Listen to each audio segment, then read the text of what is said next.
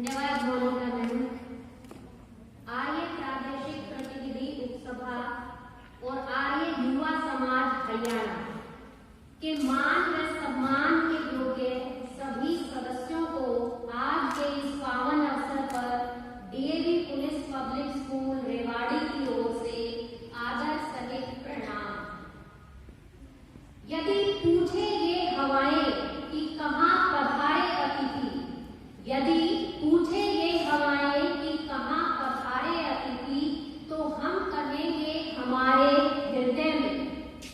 यदि पूछे ये घटाएं कि कैसे किया स्वागत हमने, तो हम कहेंगे कि बिछाए खड़े थे नयन, हम तो कब से पथे।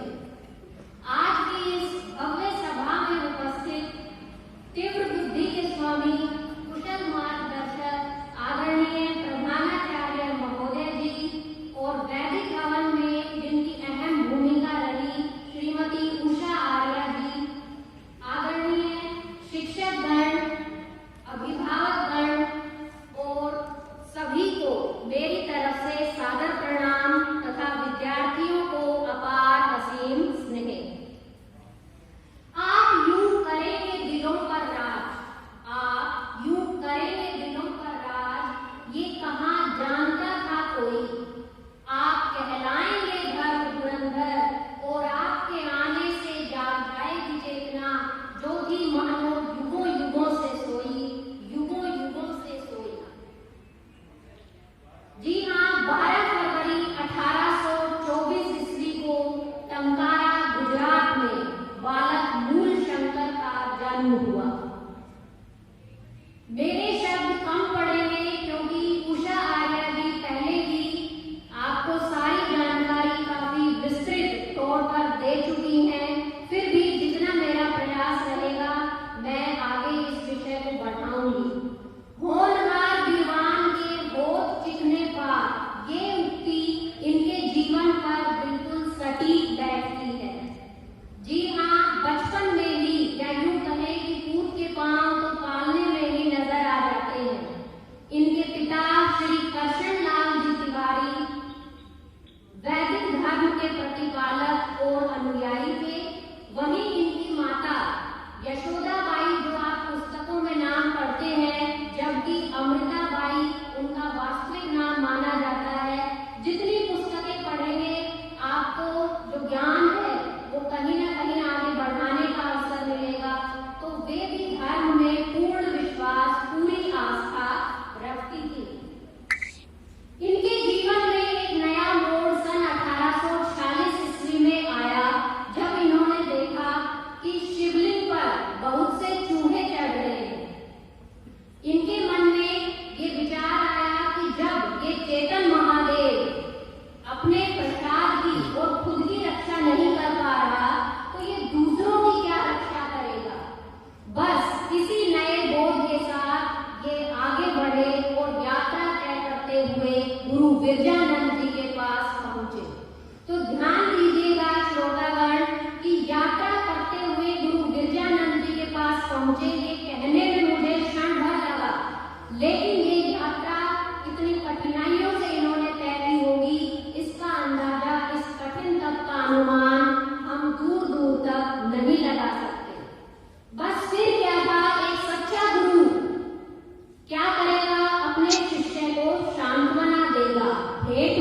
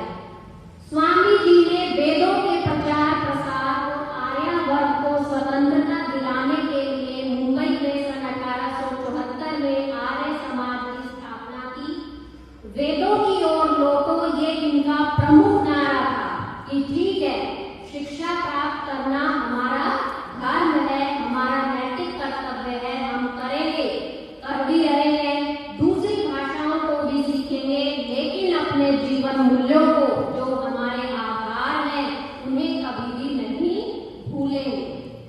वेदों की ओर लौटो, ये इनका प्रमुख नारा था। इस पंक्ति को जितनी बार दोहराया जाए वो कम रहेगा। इनके जीवन दर्शन के 4 स्तंभ रहे: कर्म सिद्धांत, ब्रह्मचर्य, संन्यास और पुनर्जन्म। इनके अनुयायियों की यूं तो संख्या बच्चों असंख्य है, लेकिन उनमें लाला लाजपत राय, भगत सिंह, राम प्रसाद बिस्मिल, महात्मा हंसराज जी आदि के नाम गिनाए जा सकते हैं।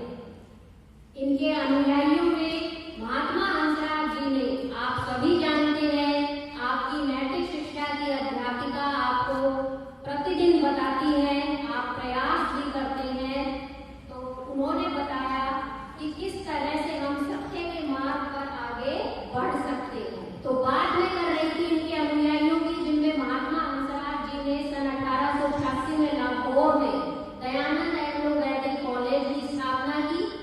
साथ ही स्वामी श्रद्धानंद जी ने सन 1901 में हरिद्वार के निकट कांगड़ी में गुरुकुल की नींव रखी। स्वामी दयानंद जी का देश के उत्थान में दिया गया योगदान सदा सदा के लिए अमर हो गया, उसे कभी नहीं भुलाया जा सकता। इस संबंध में श्रीमती एनी बेसेंट जी के विचार द्रष्टव्य है।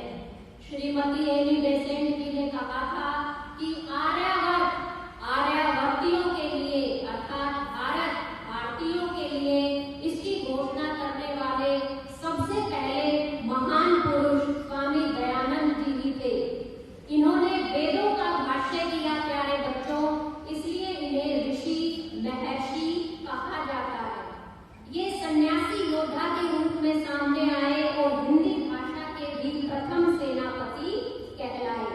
श्रीमती एनी बेसेंट जी के साथ साथ नेताजी सुभाष चंद्र बोस जी ने भी इन्हें आधुनिक भारत का आद्य निर्माता माना। सामाजिक कुरीतियों को इन्होंने दूर किया, तो उसकी तो श्रेणी जितनी गिनाई जाए उतनी कम है।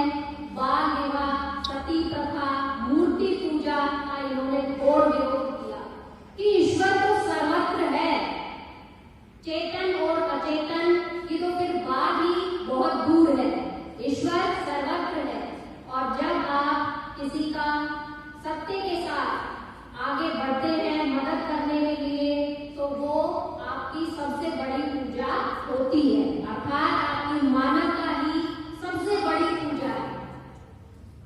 इसके बाद देखिए कि मैं चाहती नहीं कि इन क्षणों पर आऊं, लेकिन जो वाणी है वो विवश कर देती है। तो चंद पंक्तियां यहाँ पर कि हे वाणी तू करती रहे बखान बस महर्षि का, हे वाणी तू करती रहे गुणगान बस महर्षि का, क्यों विवशता ला खड़ा कर देती है तुझे यहाँ ये कहकर कि ये तो विधान ही है विधि का। हत्या का षड्यंत्र जो कि अंग्रेजी सरकार द्वारा ही रचा गया था। भिन्न भिन्न पुस्तकों में जब हम इनके जीवन से जुड़ी जानकारी प्राप्त करते हैं तो हम पाते हैं कि हत्या का षड्यंत्र रचने में अंग्रेजी सरकार का हाथ था, ऐसा आभास होता है।